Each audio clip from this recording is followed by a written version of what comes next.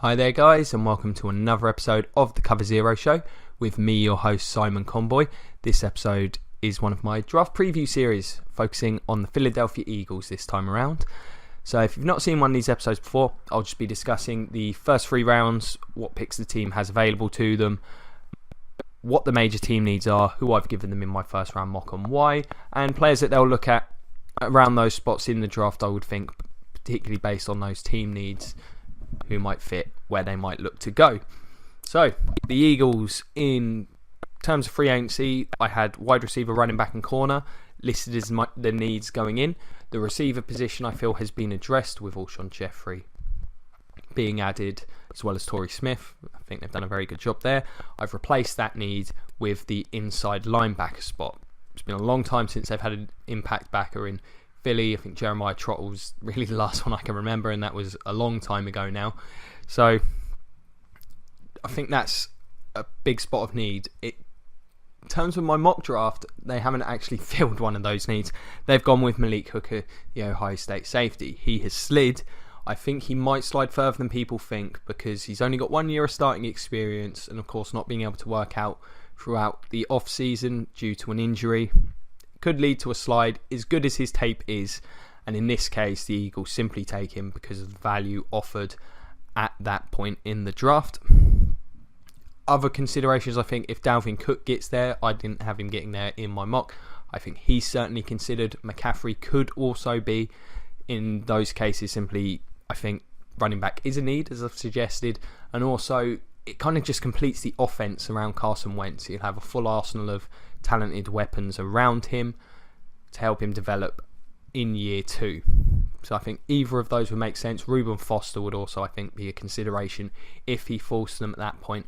Not sure that necessarily happens.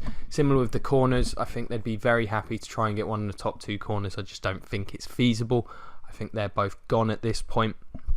Could take a flyer on one of the other corners. There's a few available, Gary and Conley for example, but I'm just not sure they'd see the value at that point, especially if a guy like Hooker's on the board. I think best player available takes over, even if it doesn't fulfill a huge need. Rounds 2 and 3, this is where I think they'll definitely look to address the corner and running back spots. So some of the guys I've got listed here in terms of running back, Joe Mixon, I'm going to mention him for every team that needs a running back. Simply, he's a wild card in this draft. Same with Sidney Jones. In Jones's case, it's because of the injury. He's going to be redshirted, much like Jalen Smith was last season for the Cowboys. Talented player who fell into round 2. It's hard to assess, when teams are going to be willing to take that player who they know is not going to contribute in year 1, even if the upside after that is pretty high potentially. So they and Mixon, the character issues, I could see him going anywhere from rounds 2 to rounds 4 or 5, depending. Some teams will take him off the board. Some might just not be able to resist at some point, considering he's probably got first, at least second round talent as a runner. Guys like Donta Foreman will be considered, I think. Kareem Hunt, Marlon Mack, some of the running backs. The kid from Texas, I think, is a really good player. I think he'd fit quite well with. I think he'd be an upgrade on Ryan Matthews and can do a lot of similar things. In terms of corners, you've got guys like, I got no idea where Tabor's going to go. He could fall based on his 40 times. Some of his tape isn't as good sort of upon further review as you'd hope. I think he could struggle on the outside, but I could see him available in the second, possibly even in the third. Guys like Desmond King, he'd be a solid pickup. Possibly a linebacker as well. Jordan Willis, he'd be solid, I think, in the middle.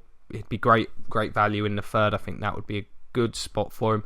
TJ Logan's another running back they could consider. They're fortunate in that running back and corner, I think, if you've got 2 needs going into this draft, they're pretty good ones to have. So definitely expect to see both of those spots addressed in the second and third, unless, as I say, they take one of those running backs. Eagles, done a good job the last couple of years. I mean, let's face it, Chip Kelly gutted and nuked that roster. Been very aggressive in free agency and with trading to try and get things going. Of course, the Carson Wentz trade. I think if they can if it was to work out with the hooker pick and then get a corner and a running back in rounds 2 or 3, I think that would be a great draft. Dalvin Cook would look very good in that Eagles offense, I think.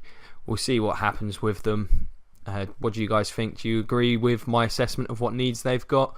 Do you think there's a potential for them to be quite aggressive with a trade once again? They have been very aggressive since Chip Kelly left the building. So it'll be certainly one of the more interesting teams to follow leading into the season. Of course, second year of a quarterback is always an interesting one, especially when his weapons have been upgraded the way they have. Let me know what you guys think. As always, got the comment section below. Cover Zero Facebook page. Find me on Twitter at Simon Conboy. I'll be more than happy to get back in touch with anyone who makes any contact. Check out some more of the shows if you enjoyed this one. The rest of the NFC East will be up tomorrow. And on Friday, I'll be doing a bit of a review of free agency signings and the trades that have been made this week. Not a huge amount. Looking at some of the retirements. Tony Romo announcing his retirement. I've not really discussed them on the show yet, as well as revealing my next mock draft. So, might add round 2 to that one. Might make it a long video, but will certainly make it a more interesting listen, I think. So check those out. As always, if you've enjoyed it, like, share, subscribe. Be much appreciated. Got 2 or 3 videos every day coming up in the lead up to the draft. So definitely be plenty of content for you guys to get your teeth into. It's been a pleasure as always. Thanks for watching, and go Bucks.